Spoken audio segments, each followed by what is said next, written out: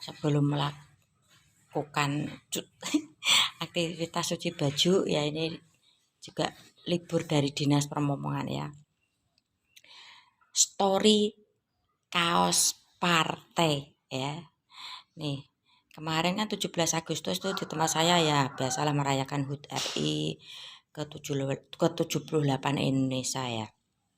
Nah, ada jalan sehat ya di situ kan ya, biasalah ditumpangi ada apa caleg yang mau nyapres ya, di situ ada bagi-bagi kan kaos partai itu kan. Tahu sendiri kan kaos partai itu seperti apa ya. Ya kualitasnya ya gitu-gitulah, tahu dong pasti yang pernah punya kaos partai ya.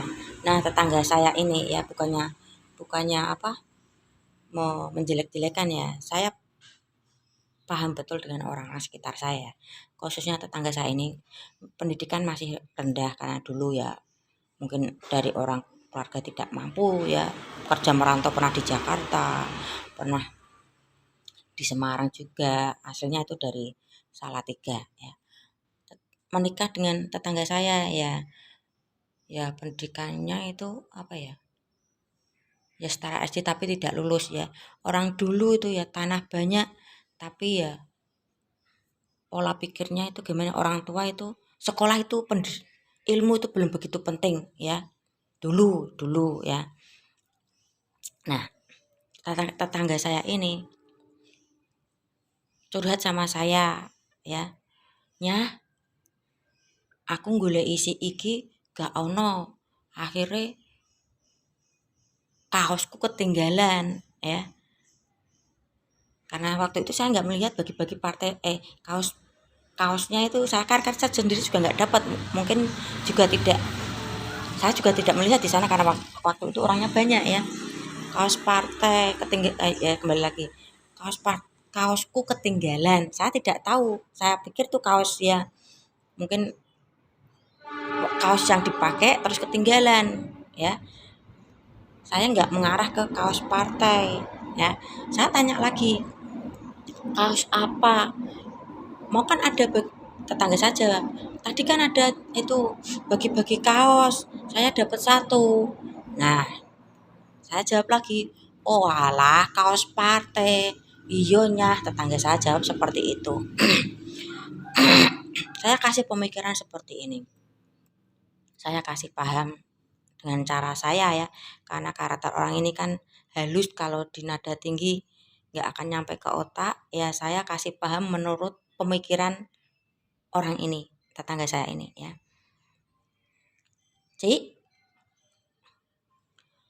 gak usah digetuni ya, kan cuman sekedar kaos partai ya.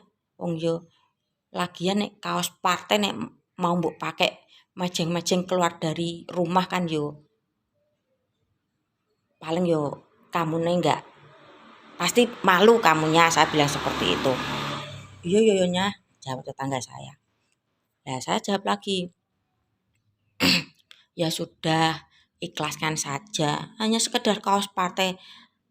Suatu saat yang aku dapat uang, aku tak kasih ke kamu sendiri, tak kasihkan kamu. Saya bilang seperti itu sambil sedikit saya candain.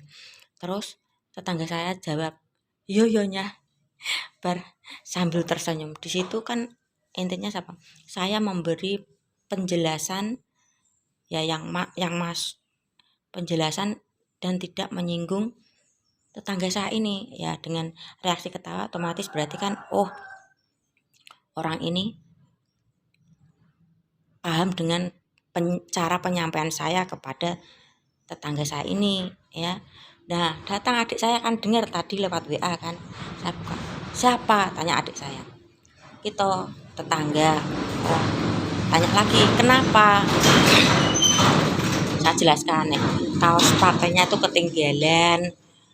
Nah, ya seolah-olah getun apa sih, ya wis getun, kecewa mungkin ya, enggak kecewa, disayangkan kok bisa ketinggalan, intinya seperti itu. Nah, adik saya jawab seperti, walah walah kadar kaos partai kayak saringan teh ya. Adik saya bilang seperti itu.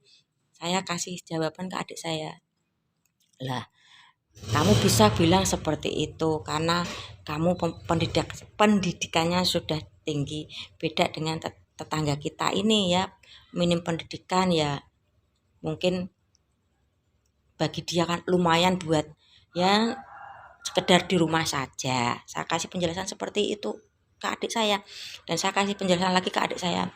Ya, orang-orang tipe seperti ini harus dikasih paham dengan cara halus ya, masuki pola pikir orang ini baru kita bisa menyampaikan. Saya kasih paham seperti itu sama adik saya, terus adik saya pergi ya. Kembali lagi ya, maju tidaknya masyarakat ya, itu kembali lagi ke diri sendiri dulu ya, pola pikirnya bagaimana ya. Kalau pola pikirnya hanya monoton gitu-gitu saja ya, tentu pasti akan ketinggalan dengan tetangga-tetangga yang lain dengan pola pemikiran yang lebih maju ya. Jangan selalu diarahkan atau disalahkan ke pemerintah ya. Sekali lagi, ya ada sih pendukung Mr. Angri bilang kalau ya perkembangan infrastruktur memang benar maju, tapi masyarakatnya atau rakyatnya mengalami kemunduran 10 tahun yang lalu. Ya intinya mengalami kemunduran 10 tahun ya. Ya. Jangan selalu diarahkan atau menyalahkan pemerintah ya. Pada intinya ya, suatu kepemimpinan, suatu maju tidaknya, kita itu kembali ke keluarga saja dulu ya. Kalau keluarganya sudah enak untuk diajak komunikasi, enak untuk diajak bekerja sama ya, saling bergotong royong dalam memajukan sebuah keluarga ya. Nggak usah munafik, nggak usah tinggi-tinggi aja dulu ya. Dalam kehidupan rumah tangga, kehidupan berkeluarga saja ya. Punya 2 atau 3 anak itu nggak bisa rukun. Itu tanggung jawab siapa? Orang tua ya. Ada antara saudara yang satu sama yang lain ya, itu mungkin ada selik atau salah paham, siapa yang harus bertanggung jawab ya? Kita tentunya sebagai orang tua ya, mungkin orang tua kandung, bisa juga orang tua yang sudah umur atau orang yang dihormati dalam sebuah keluarga ya.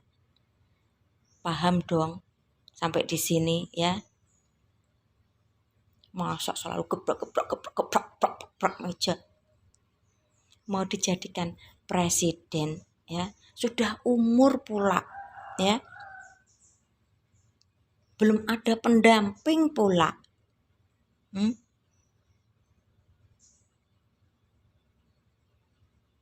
Ya, beliau saja Mr. Angri ya, memimpin keluarga cuma 2 orang loh, istri sama anaknya saja ya. Mana hasilnya gimana ya, cuman memimpin loh, 1 istri 1 anak saja. Mana